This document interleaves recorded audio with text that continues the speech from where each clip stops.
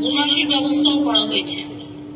কর্মরত অবস্থায় যদি কেউ মারা যায়, সঙ্গে সঙ্গে তার ফ্যামিলিকে চাকরি দেওয়ার বন্দোবস্ত করানো হয়েছে।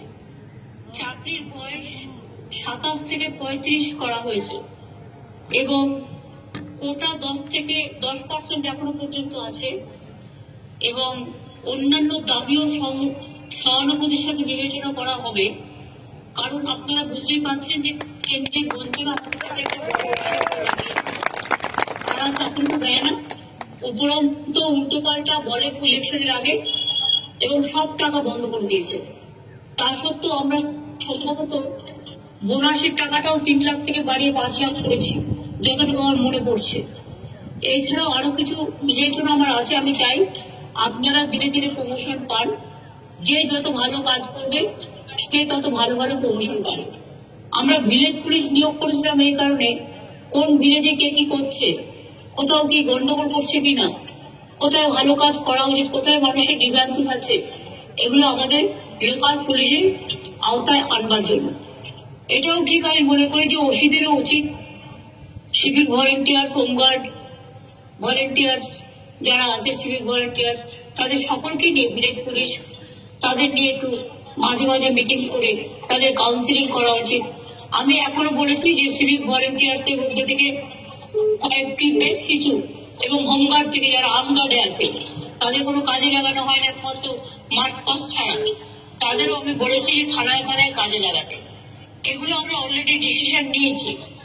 বাদ বাকি বাজেট সামনে আছে, আমি এখনই ডিটেলস আলোচনা করছি না, বাট কর্মসংস্থান এবং আমি চাই যে আপনাদের চাকরি দেখুন, রিক্রুটমেন্ট বোর্ড পুলিশের আছে, কিন্তু তারা যদি সাথে সাথে কাজগুলো করে দেয় আমার কোনো প্রবলেম হয় না। কিন্তু এদের প্রবলেম হচ্ছে এদের 18 মাসের বছর, এরা নিচে তলার কর্মীরা কাজ করতে এত এদের অনীহা যে এরা ভীষণ টাইমটা নষ্ট করে। টাইমটা নষ্ট না করে যদি সাথে সাথে করে, তাহলে প্রতি বছর যদি 10% করে হোমগার্ড থেকে কষ্ট করে চলে আসে, তাহলে তো আস্তে আস্তে পুরো কোটাটাই শেষ হয়ে যাবে। তাহলে আপনাদের তো পুরোপুরি মার খেতে হবে না।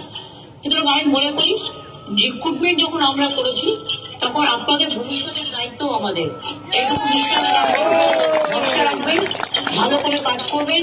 আপনারা সমাজের গর্ব, আপনারা মানুষের গর্ব, আপনারাই মানুষকে প্রোটেকশন দেন এবং আমি মনে করি পুলিশের ড্রেসও আপনাদের দেওয়া উচিত, যেহেতু পুলিশের কাজটা আপনারা করছেন।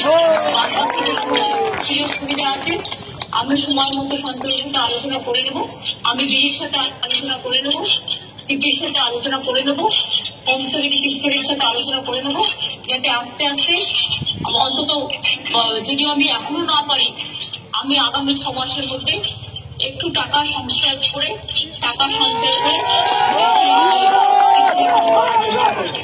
সবাই ভালো থাকবেন, আপনাদের পরিবারকে সবাইকে ভালো রাখবেন, সুস্থ রাখবেন, কখনো ডিপ্রেস ফিল করবেন না, মানসিকভাবে সুস্থ থাকবেন।